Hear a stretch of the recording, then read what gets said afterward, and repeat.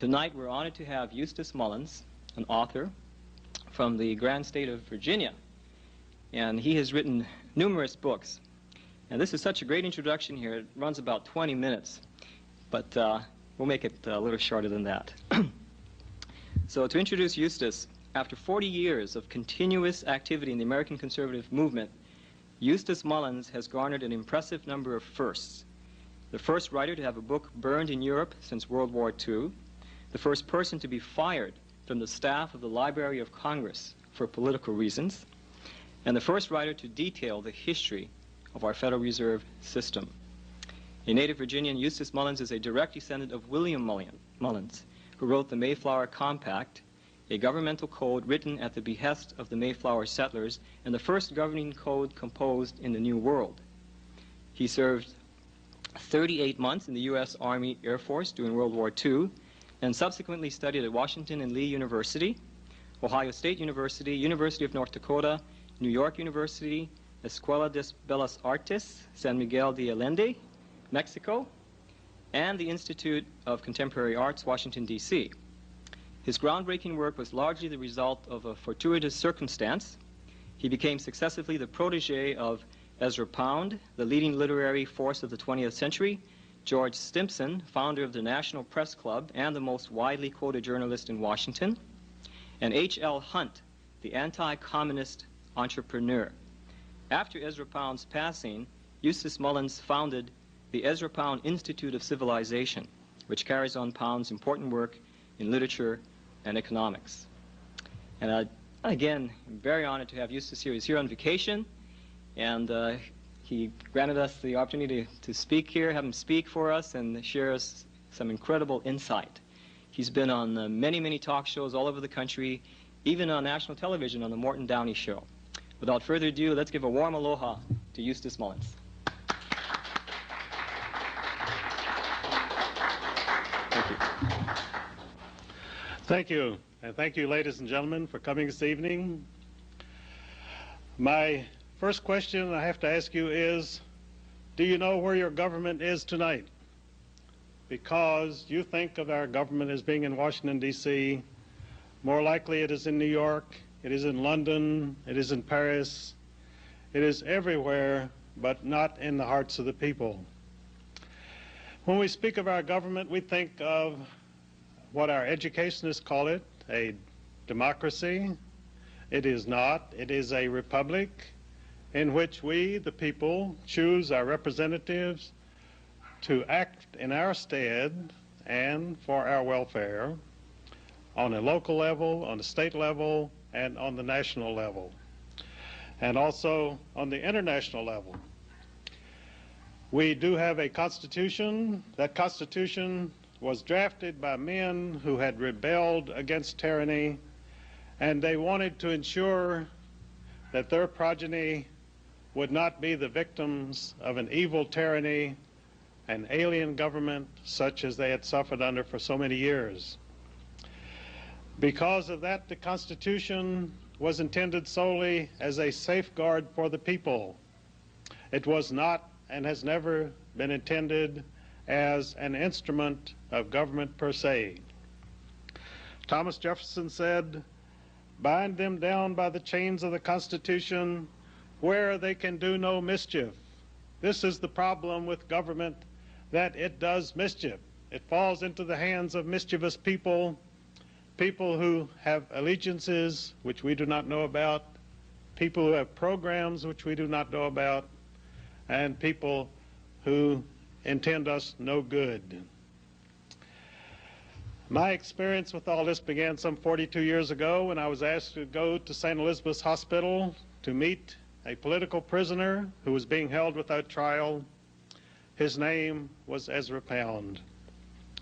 Ezra Pound had 3 disciples who were awarded the Nobel Prize for Literature. That was James Joyce, T.S. Eliot, and Ernest Hemingway. And I had the great privilege of becoming probably the final disciple of Ezra Pound at a time when he had committed himself totally to research in the international monetary monopoly and the machinations of sinister persons who were, by devious means, working their will upon all the peoples of the world. At the time I had met Ezra Pound, he had already put in 30 years of research on these subjects. He turned over all of that research to me. He asked me to go to the Library of Congress. He said, I want you to see what you can find out about the Federal Reserve System. I said, the Federal Reserve System? What in the world is that? He pulled out $1 from his pocket, and there on the top it said, Federal Reserve System. That was the first time I had ever known there was such an agency in the United States. At that time, it was never mentioned in the press. When I began my research, I found out that during the 1920s, the New York Times Index mentioned the Federal Reserve System. In that 10-year period, they mentioned it 3 times. The resulting book, which Ezra Pound edited for me, guided me through its writing, was then turned down by a number of the leading publishers in New York. Even a so-called conservative publishing house called Devin Adair. I took it to the publisher, Devin Garrity. He read it. He came out and he talked to me.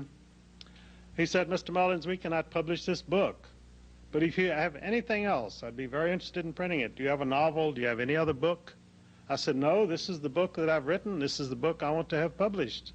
He said, I'm sorry, but we cannot do it. He said, here in New York, we're under the guns of the banking houses. We wouldn't dare print your book. And he said, I won't give you any assurance that anyone else will be able to print it. Well, he was right. I finally found a friend named John Casper, who's knew a girl who had some money. She put up $1,000. We printed 1,000 copies of Mullins on the Federal Reserve in 1952. The book sold out almost immediately. And then about a year later, we published 100,000 under the name of the Federal Reserve Conspiracy. Those books were sent to every member of Congress, every member of the state legislatures, and the receipt of those books was met with a resounding silence, because the information in my book was not information that these people wanted to hear. They did not want to know what I had discovered through my researches, that the Federal Reserve System had been drafted and had been pushed through Congress solely as the result of a conspiracy.